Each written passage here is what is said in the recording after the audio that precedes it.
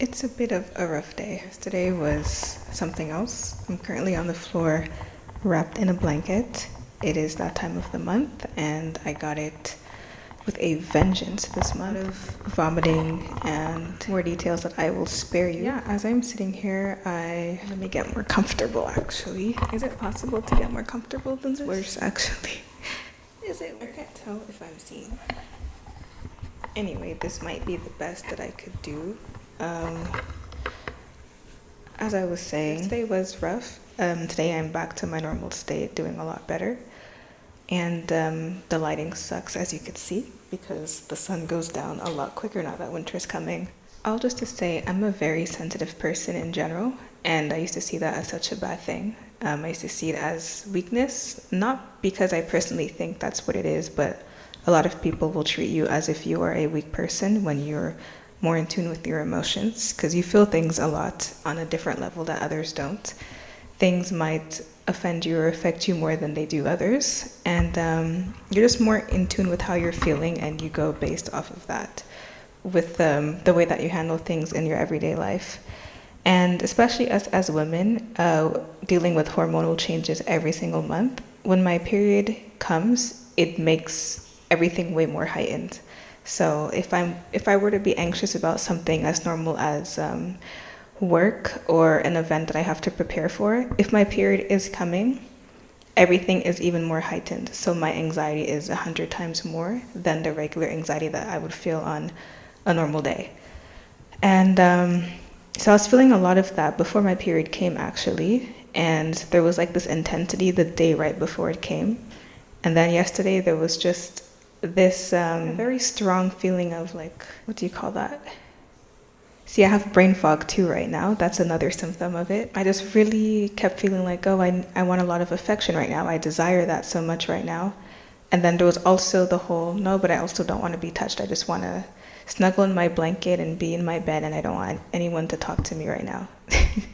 I say bed. I don't have a bed right now. I'm sleeping on the floor on a huge blanket and carpet that's laid out. But anyway, that's for a different story. Yeah, there was a lot going on. And then I was just thinking right now, because I was writing in my journal, this guy right here, and all these beautiful pages of journal entries. Just simply writing in this journal, I felt this lightness that came out of nowhere. It's very important to have a place where you can release the feelings that are inside of you.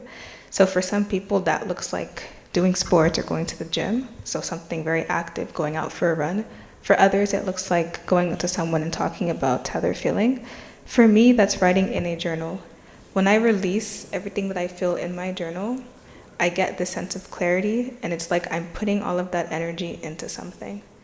And there was a point in my life where writing, because that's all I grew up on, is writing. It's something that I used to express myself in every way possible. And there was a point in my life, though, where I felt like it was very stagnant. I was just writing constantly, and it became kind of a robotic thing because it was just a part of me, and my heart wasn't in it because I was going through a very dark, depressed phase. And now I'm very happy to say that I have regained that sense of love and that closeness to the art of writing, to where I also view it in a different way. Now I'm actually actively manifesting and writing things in there that I want for myself. So I'm writing about the now and the future. And I'm so much more less focused in the past. And when I compare certain entries, my older entries were holding me back because I was so focused on negative feelings more so than acknowledging those negative feelings and trying to move forward with them.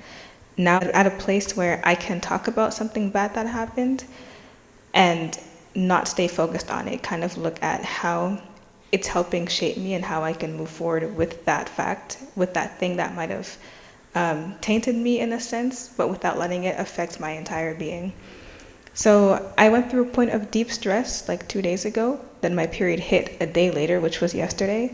And I think that's also why it was such a horrible period. It like affected my entire body, my stomach, and just my gut, everything. And I think all of that negative energy came with the inevitable pain of my period, and then they mixed together and created this enormous monster, it felt like, that was trying to get out of me. I feel a lot better now, and I'm writing everything in my journal, not so much focusing on the negative, but just being very in tune with my emotions and how I'm feeling. And I feel lighter, and I do think it's super important to have an outlet. Like, you really have to find something that makes you feel comfortable, just releasing things that you have pent up inside of you. If you don't have an outlet, please go and look for one, whether that's being active. Look for something that you enjoy and try to keep to it, because it's super, super important to have a place to release things.